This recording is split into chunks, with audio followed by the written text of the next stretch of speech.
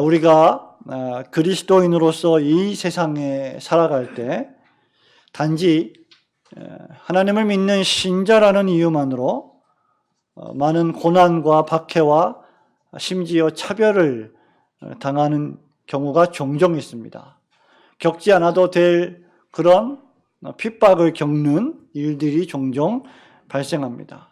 특별히 코비드19 시대를 살아가면서 작년 한 해 또 올해 신앙생활을 한다는 이유만으로 교회를 비난하고 또 신자들을 비난하는 일들이 점점 늘어나고 또 그러한 사람들이 많이 발생한 것도 사실입니다.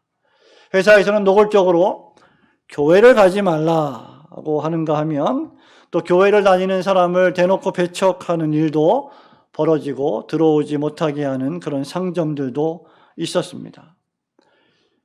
고난의 시대를 살아갔던 사도 베드로는 베드로전서 2장 19절 20절에서 신자가 고난을 당할 때 어떤 고난을 당해야 하는가에 대하여 이렇게 말합니다.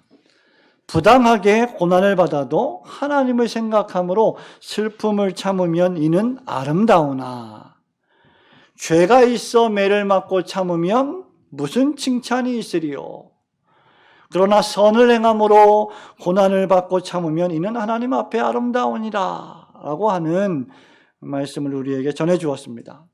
하나님을 믿는다고 하는 신자가 세상에서 세상 사람들이 짓는 똑같은 죄를 짓고 그 지은 죄로 말미암아 욕을 먹고 고난을 받는 것은 하등의 유익이 없습니다. 그러나 우리 신자들이 세상에서 할 수 있는 대로 최선을 다하여 선을 행하고 또 열심히 고요하고 단정하게 일하는 가운데 예배를 드리며 살아갈 때 그렇게 하나님을 섬기며 이웃을 사랑하며 살아가는데도 단순히 신자라는 이유만으로 또 교회에서 예배를 드린다는 이유만으로 고난을 받는다면 이는 베드로 사도가 우리에게 뭐라고 말하느냐? 아름다운 것이다. 칭찬할 만한 것이다 라고 베드로가 말하고 있는 것이죠. 시편 3장 우리가 읽은 이 말씀은 여러분 이런 고난의 시기, 이런 시험의 시기를 살아가는 신자들에게 매우 유익한 시라고 할 수 있습니다. 개인적으로도 그렇고요. 여러분이 개인적으로 어려운 일을 당했을 때도 마찬가지고 가정적으로 교회적으로 어려운 일을 당했을 때에도 매우 도움이 되는 하나님의 말씀입니다. 이유는 그런 고난의 시기에 구원은 오직 여호와 하나님께만 있기 때문입니다. 그것이 다윗 왕이 8절에서 마지막 결론으로 말하는 찬양입니다. 구원은 여호와께 있사오니 주의 복을 주의 백성에게 내리소서 셀라라고 기도하는 것이죠. 그렇게 하나님을 믿고 사랑하며 섬기는 사람들은 죽을 것 같은 어려움과 고난이 임했을 때 상상치도 못하는 핍박과 박해를 당할 때 당황하지 않고 더욱 대처를 잘 하는데 이것이야말로 하나님을 믿는 신자들의 삶의 비결이라고 할 수 있을 것입니다. 오늘 구원은 여호와께 있사오니 라는 제목으로 오늘 세 가지 교훈을 함께 생각해 보기를 원합니다. 첫 번째로 신자는 여러 가지 경우에 신자를 공격하는 사람들이 매우 많이 있다는 사실을 인식해야 됩니다. 신자는 여러 가지 경우에 그리스도인을 공격하는 세력들, 사람들이 세상에 많이 있다는 것을 인식해야 한다. 여러분 1절과 2절 말씀을 같이 우리 하나님 말씀 읽어볼까요? 시작. 여호와여 나의 대적이 어찌 그리 많은지요. 일어나 나를 치는 자가 많으니이다. 많은 사람이 나를 대적하여 말하기를 그는 하나님께 구원을 받지 못한다 하나이다. 셀라. 아멘. 다윗은 지금 뭐라고 말하고 있어요? 자신에게 대적이 많다. 대적이란 무슨 뜻입니까? 자신을 반대하고 공격하고 헐뜯고 중상모략하고 심지어 위협하고 죽이려고 하는 사람들, 세력들을 가리킬 때 우리는 대적이다. 쉬운 말로 하면 적이죠, 적. 전쟁터에서 적군하고 날 때 적군입니다. 다윗은 적군들이 많았다 그 말이에요. 그런데 그들이 가만히 있는 대적자들이 아니라 어떻게 한다고요? 1절에 일어나 나를 치는 자가 많으니이다 라고 말합니다.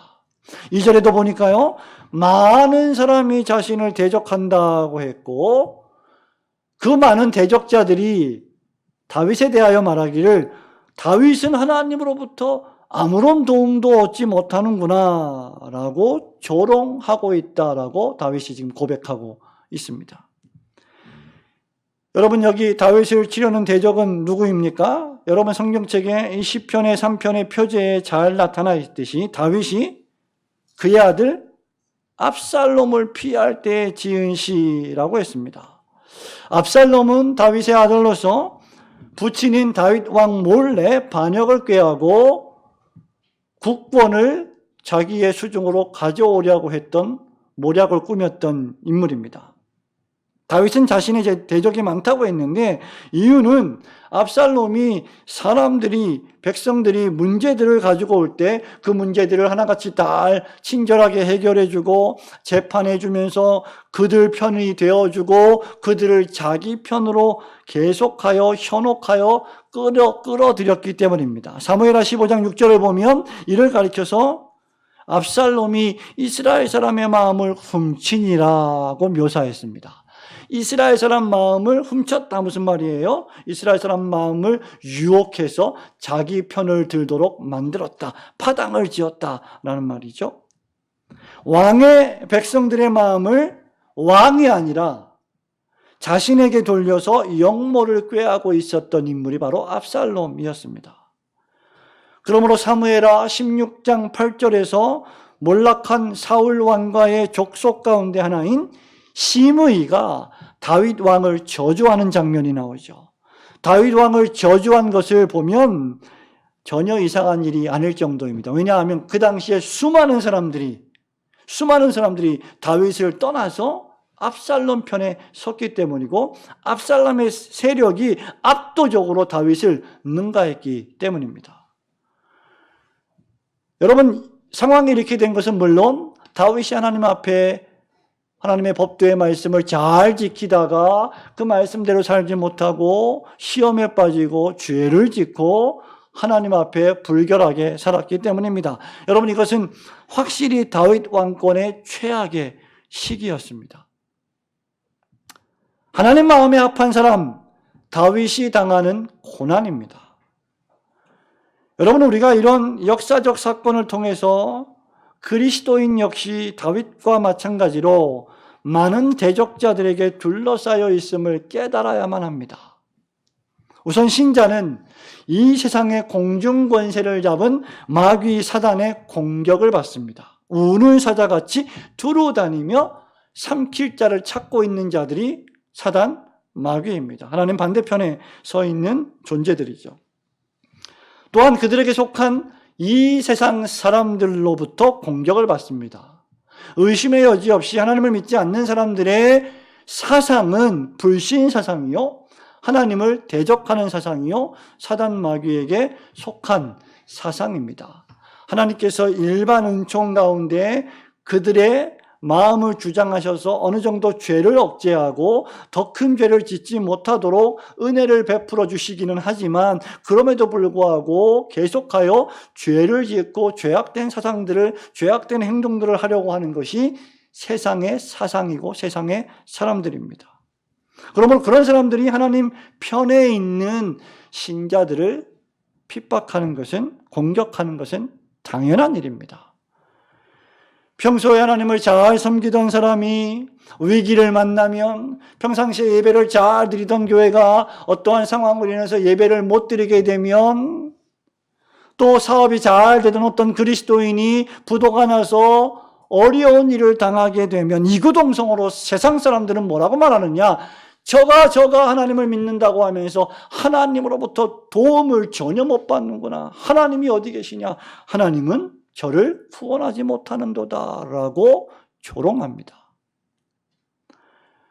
하나님을 잘 믿는 신자 가정에 어떤 안 좋은 일이 생기고 사고가 생기고 누가 아프고 또는 누가 불의의 사고로 죽게 되면 하나님을 믿는다는 사람들이 그제 저렇게 사고를 당해 아이고 하나님은 안 계시구나 라고 우리의 믿음을 헛것으로 치부합니다. 여러분, 이것이 세상이 우리를 공격하는 모습들입니다. 이 땅을 살아가셨던 2000년 전에 우리 예수님 역시 동일한 고난을 당하셨죠. 많은 고난과 핍박 속에서 십자가에 달리셨던 주님을 여러분 기억하십니까? 죄가 없으신 주님이 세상의 많은 사람들을 구원하시려고 친히 죽음의 길을 걸어가셨는데 그 십자가에 달려 창에 찔리고 피를 흘리시는 주님을 바라보면서 마태복음 27장 40절에서 수많은 사람들이 예수님을 모욕했습니다. 심지어 지나가는 구경꾼들조차 지나가면서 한마디씩 다 했습니다. 저 예수가 하나님의 아들이래. 하나님의 아들인데 자기는 구원을 못한다네? 라고 욕을 하면서 지나갔죠. 네가 만일 하나님의 아들이어든 자기를 구원하고 십자가에서 내려와 봐라. 능력을 한번 행해봐라. 라고 조롱했습니다. 하나님을 잘 믿는다고, 하나님을 믿으면 천국을 간다고, 영생을 얻는다고, 그래? 그런 사람이 코로나에 걸려? 아이고, 잘 됐다. 너 빨리 천국 가라. 이렇게 여러분이 상상도 하지 못할 수많은 비난의 소리들이 SNS, 인터넷에 난무하고 있습니다. 시편, 우리 지난주에 살펴보았던 것처럼 2편 2절에도 세상의 군왕들이 나서며 관원들이 서로 꾀하여 여호와와 기름 부음 받은 자를 그 다음 대적한다고 했습니다. 사도행전 14장 22절에서 바울은 주님의 제자들에게 이렇게 말합니다. 우리가 하나님의 나라에 들어가려면 많은 환난을 겪어야 한다. 그렇게 바울은 후일 서신서를 쓰면서 디모데후서 3장 12절에서 이렇게 말해요. 무릇 그리스도 예수 안에서 경건하게 살고자 하는 자는 박해를 받으리라. 그러니까 어떤 의미에서 보면요, 저와 여러분에게 어떤 종류이든지 박해가 없다. 지금 만약에 박해가 없다, 우리에게 어떤 핍박이 없다, 그러면 어떤 의미에서 보면 우리는 지금 경건하게 살고 있지 않는 증거일 수도 있는 거예요. 왜냐하면 핍박과 박해는 신자의 삶에 있어서 필연적이기 때문입니다.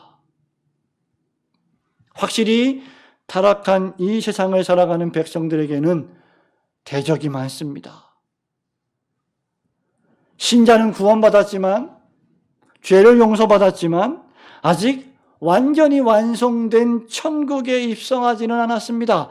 교회가 이 지상에서 천국을 보여주는 가시적인 기관이긴 하지만 아직 완성된 천국은 아니에요.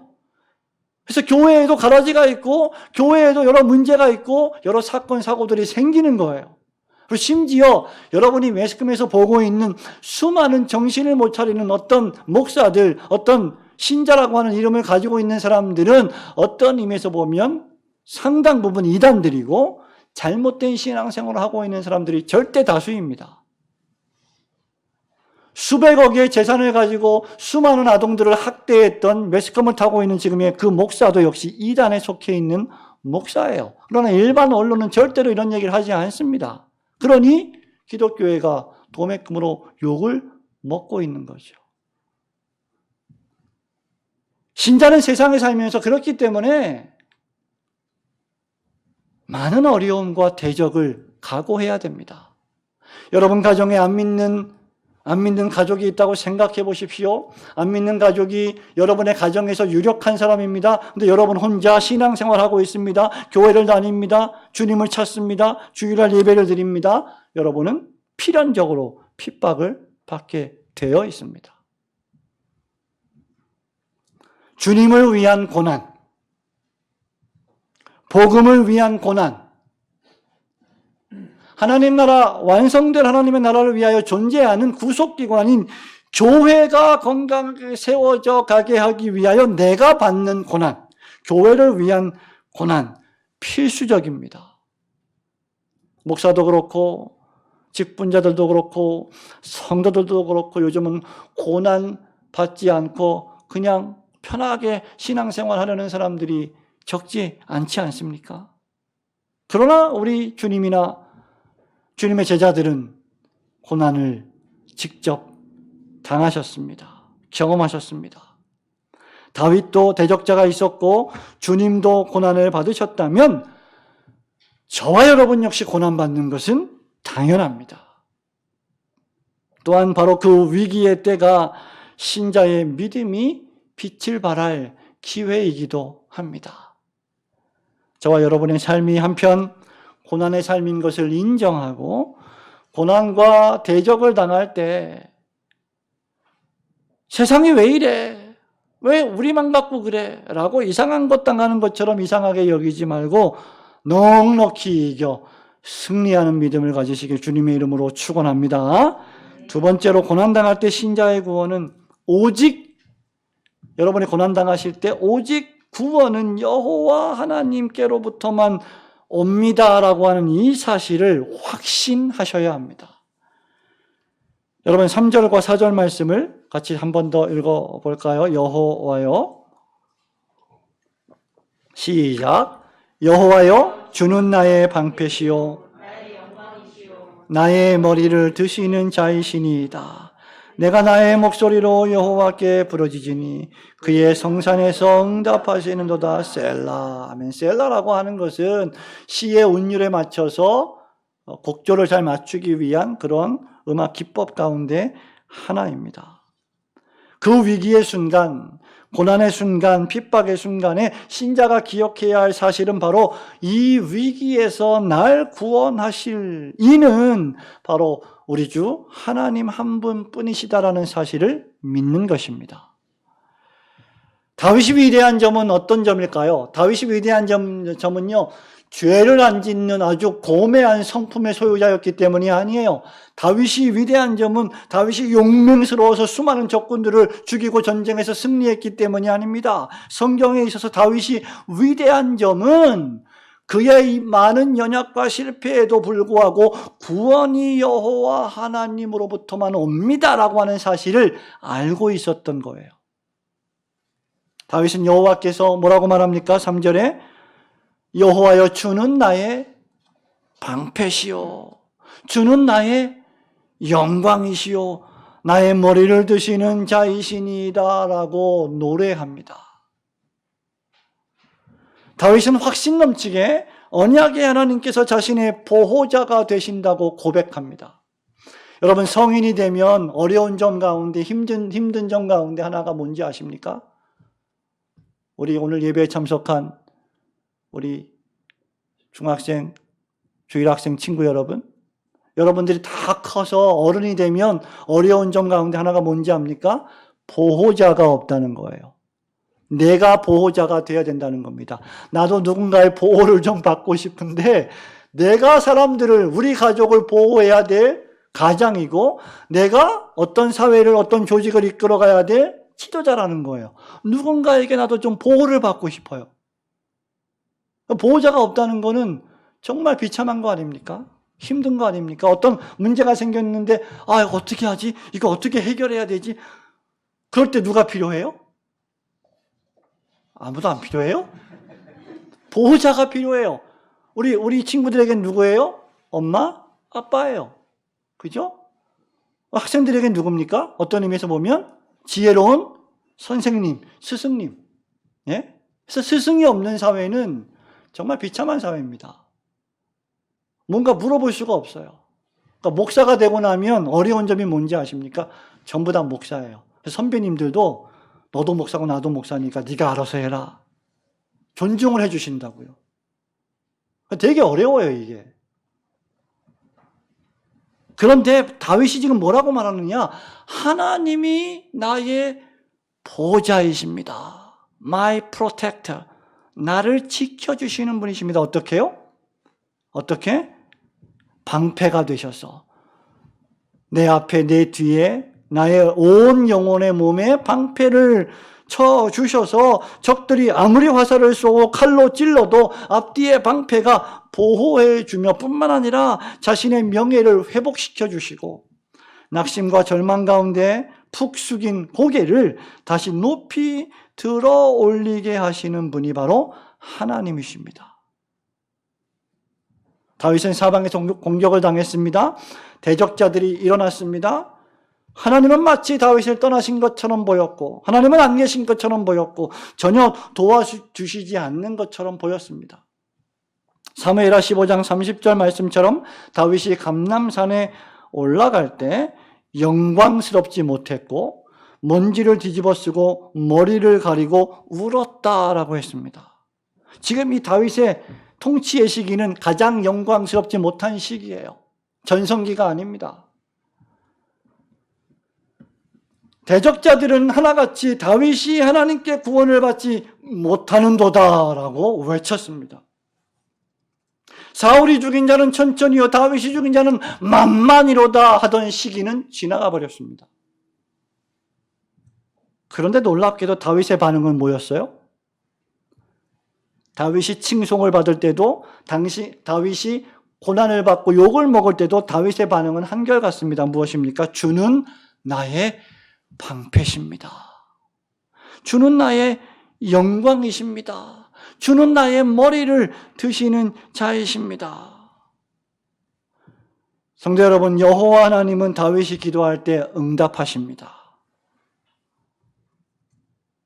내가 나의 목소리로 여호와께 부르짖으니 그의 성산에서 응답하시는도다 라고 다윗은 확신했습니다. 그러므로 천만인이 나를 애워싼다 진친다 하여도 나는 두려워하지 않습니다. 천명 만명이 다윗을 둘러싼다고 해도 걱정 안 한다는 거예요. 어떤 유명한 설교자는 이 6절의 천만인을 문자 그대로 천만인이라고 해석을 해서 10,000,000명이 몰려들어와도 나는 걱정하지 않는다 이렇게 해석하는데 원어의 뜻은 10,000,000명이 아닙니다. 10,000,000, 20,000,000, 수만 명을 강조할 때 쓰는 표현이 천만인이라고 하는 표현이에요. 실제로 사무엘하 17장 1절과 2절에서 아히도벨이 군사 12,000명으로 다윗을 죽여버리자라고 압살롬에게 조언하기도 했습니다. 그럼에도 다윗은 여러분 어때요? 편안히 누워 저녁에 잠을 잤습니다. 저와 여러분이 고통당하는 것 가운데 하나가 뭐예요? 밤에 불면증. 근데 사소한 일에도 잠이 잘 안 오는데 걱정스러운 일이 생기면 잠이 잘 안 오는데 12,000명이 죽이러 온다 지금. 근데 잠을 편안히 잡니다. 다윗이 이런 사람이에요. 그리고 아침에 또다시 부활하는 사람 다윗. 정말 대단한 사람입니다. 이유는 여호와 하나님께서 다윗을 도우셨기 때문입니다. 당시 이스라엘 백성들은 여호와의 언약궤를 갖고 있기만 하면 승리할 수 있다고 생각했습니다. 그들은 예루살렘 성전에 들어가서 기도하면 이길 수 있다고 생각했습니다. 어느덧 제사는 형식적으로 변질되어 버리고 언약궤는 미신이 되어 버렸습니다. 그러나 다윗은 그가 어디에 서서 기도하든지 마치 다니엘이 예루살렘을 향하여 난 창을 향해 기도한 것처럼 하나님께서 거룩한 성산에서 내 기도를 들으실 것이다. 내가 어디에서 기도하든 예배당에 와서 기도하든 집에서 기도하든 골방에서 기도하든 하나님은 무소부재하시기 때문에 안 계신 곳이 없기 때문에 내 기도를 들으실 것이다 라고 확신했습니다. 오늘날 저와 여러분 역시 새 언약하에서 하나님의 아들 예수 그리스도의 이름을 고백하며 믿음으로 기도합니다. 그리고 그 기도를 하나님은 들으시고 응답하십니다. 다윗은 인격적인 하나님, 구원의 하나님을 굳게 믿고 확신했습니다. 그렇기에 1,000명, 10,000명이 수만 명이 애워싸도 두려워하지 않는 것입니다. 성도 여러분 개인의 삶에, 여러분 가정의 삶에, 교회의 삶에 어떤 어려움이 닥치면 두려워하지 마십시오. 질병을 얻었다고 두려워하지 마십시오. 하나님께서 구원하십니다. 하나님께서 회복시키십니다. 그러므로 여러분이 어떤 고난에 처해 있다 할지라도 여호와 하나님이 구원하심을 굳게 믿고 다윗처럼 주님은 나의 방패십니다. 나의 영광이시오 나의 머리를 드시는 자신이다 라고 고백하시는 성도들이 되시길 주님의 이름으로 축원합니다. 세 번째로 고난당하는 일이 발생할 때 그러면 신자는 가만히 있어야 되느냐? 그렇지 않습니다. 신자는 여호와 하나님의 구원을 위하여 기도할 줄 알아야 합니다. 마지막 7절, 8절 한 번 더 읽어볼까요? 여호와여, 시작. 여호와여, 일어나소서. 나의 하나님이여, 나를 구원하소서. 주께서 나의 모든 원수의 뺨을 치시며 악인의 일을 꺾으셨나이다. 구원은 여호와께 있사오니 주의 복을 주의 백성에게 내리소서. 셀라. 아멘. 다윗은 1절에 보시면 자신이 당한 고난에 대하여 뭐라고 말합니까? 일어나 여호와여, 나의 대적이 어찌 그리 많은지요. 그 다음 일어나 나를 치는 자가 많으니이다 라고 말했습니다. 탄식했습니다. 그런데 7절에서는 뭐라고 말합니까? 기도를 여호와여, 일어나소서. 여기 일어나소서라고 하는 단어는 전쟁 용어입니다. 이스라엘 백성이 출애굽 후에 광야 행군을 하고 있었습니다. 광야 행군 시에 민수기 10장 35절에 보면 모세는 진을 다 걷어서 장막을 다 걷어서 이제 다시 행군을 시작할 때 이렇게 기도합니다. 괴가 떠날 때에는 모세가 말하되 여호와여, 일어나사 주의 대적들을 흩으시고 주를 미워하는 자가 주 앞에서 도망하게 하소서. 여호와께서 일어나신다, 앉아 계셨던 분이 일어나신다라고 하는 말은 전쟁을 하신다는 겁니다. 여호와께서 전투를 시작하신다는 거예요. 여호와 하나님이 문제를 해결하신다는 겁니다. 지금 비록 여호와의 언약궤는 예루살렘에 있지만 다윗은 자신이 개인적으로 알고 있는 하나님을 향하여 구원해달라고 기도하고 있습니다. 그는 하나님을 나의 하나님이여 라고 불렀습니다. 이는 하나님과 다윗의 관계가 매우 깊었음을 의미하죠. 대적자들이 자신을 치러 일어난 것처럼 이제 여호와 하나님이 그들을 치러 일어나십시오 라고 하는 겸손한 청원입니다. 부탁입니다. 시편 2편 2절에서 여호와의 기름 부음 받은 자를 대적하는 자는 신자들의 대적자입니다. 바꿔 말하면 신자를 대적하는 자들은 하나님의 대적이기도 합니다. 교회를 대적하는 자들은 하나님의 대적이기도 합니다. 그들이 상대하는 분이 누구신지 그들은 알아야 합니다. 하나님께서는 그 대적자 원수의 뺨을 치시고 악인의 일을 꺾으시는 분이십니다. 여러분 평생 살면서 절대로 다른 사람의 뺨을 때리지 마십시오. 다른 사람의 뺨을 때릴 때 이것은 무엇을 의미할까요? 이것은 완전한 승리를 의미합니다. 승리 이후에 패배한 자를 향하여 수치와 조롱을 당하는 것입니다. 마치 하나님께서 악인을 물리치시고 사단과 마귀를 이겨 승리하시고 사단과 마귀의 뺨을 후려치시는 것 같은 그런 장면입니다. 그 결과 사단과 마귀와 악한 세력은 수치와 조롱을 당하게 됩니다. 이를 꺾는다는 것은 무엇을 의미할까요? 여러분, 이빨, 여러분 이를 다 갖고 있잖아요. 전쟁을 하러 나갈 때 이를 악물고 전쟁을 하러 나가죠. 사단 마귀가 베드로 전후서에 보면 두루 다니며 삼킬 자를 찾는다고 했는데 뭘로 비유했습니까? 우는 사자와 같이 하고 괴성을 지르며 이빨을 드러내고 송곳니로 그 포획물을 물어서 죽이려고 하는 그러한 모습으로 묘사하고 있습니다. 그런데 그 이를 꺾어버린다. 이 말은 하나님의 백성을 삼키려 이빨을 보이는 자들의 기세와 공격을 완전히 무너뜨리는 것을 의미합니다. 하나님은 이 두 가지 모두를 다 하실 수 있는 분이시죠. 그러므로 신자가 이런 하나님께 기도하는 것은 당연한 일입니다. 저와 여러분이 고난당하는 일이 혹시 있으십니까? 그때 우리가 할 수 있는 일은 무엇일까요? 아무것도 하지 못하고 속수무책으로 공격을 당하며 절망 가운데 고개를 숙이고 있어야 합니까? 그렇지 않습니다. 신자는 고난당할 때 여러분이 믿는 여호와 하나님께 기도하셔야 합니다. 이유는 구원이 여호와께 속한 것이기 때문입니다. 이제 마지막으로 다윗은 압살롬에게 속임을 당한 주의 백성들에게 이 구원의 복을 함께 내려달라고 간구하므로 그저 구원이라고 하는 것이 내가 예수님 믿고 천국 가는 것 정도로 끝나지 않고 자신의 왕국과 더 나아가 신약에 존재하는 하나님의 교회까지 확장되는 것을 간구하고 있습니다. 하나님 저에게 복을 주세요. 저에게 복을 주세요. 우리 아들이 잘 되게 해주세요. 내 딸이 잘 되게 해주세요. 우리 가정이 잘 되게 해주세요. 우리 사업장이 잘 되게 해주세요. 라고만 기도하는 것은 매우 이기적인 기도예요. 다윗은 그렇게 기도하지 않았습니다. 하나님 주의 복을 주의 백성에게 내리소서. 그러므로 신자는 어려운 고난의 시대에 자신뿐만 아니라 하나님의 나라를 위하여 기도해야 합니다. 주님의 몸된 교회의 구원을 위하여 간절히 기도해야 합니다.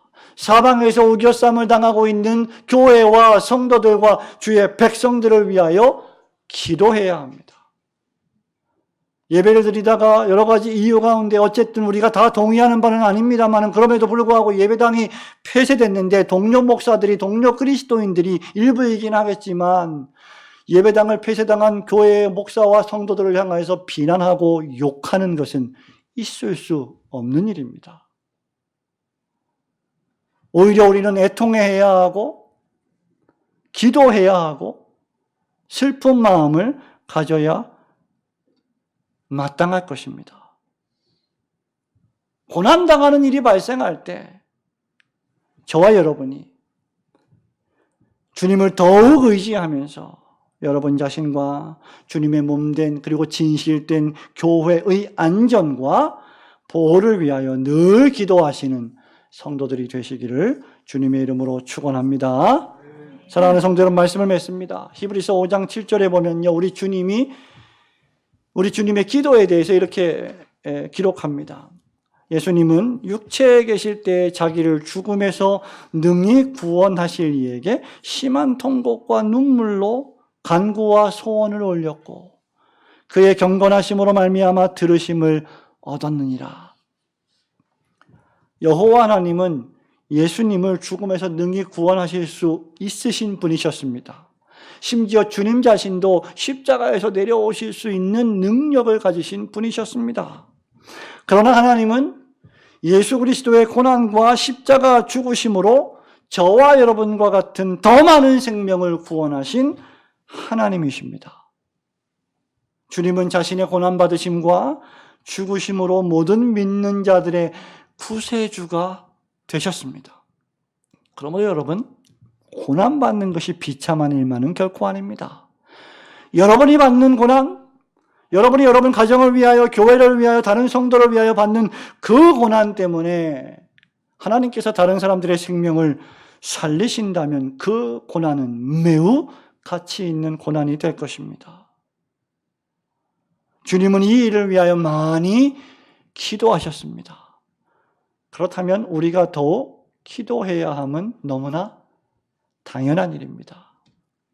19세기를 살았던 유명한 복음성가 가수인 아이라 데이비드 생키라고 하는 분이 계십니다. 이분이 쓴 곡이 어려운 일 당할 때라는 찬송이죠. 통일찬송가 342장, 새찬송가 543장입니다. 그 1절 가사가 어려운 일 당할 때 나의 믿음 적으나 의지하는 내 주를 더욱 의지합니다. 세월 지나갈수록 의지할 것뿐일세. 그 다음 무슨 일을 당해도 예수 의지합니다. 여러분 이 찬송 많이 부르셨을 거예요. 근데 아무 생각 없이 부른 경우도 많았을 것 같습니다. 근데 제일 마지막 무슨 일을 당해도 예수 의지합니다. 무슨 일을 당해도. 왜냐하면 예수님 안에 구원이 있기 때문입니다.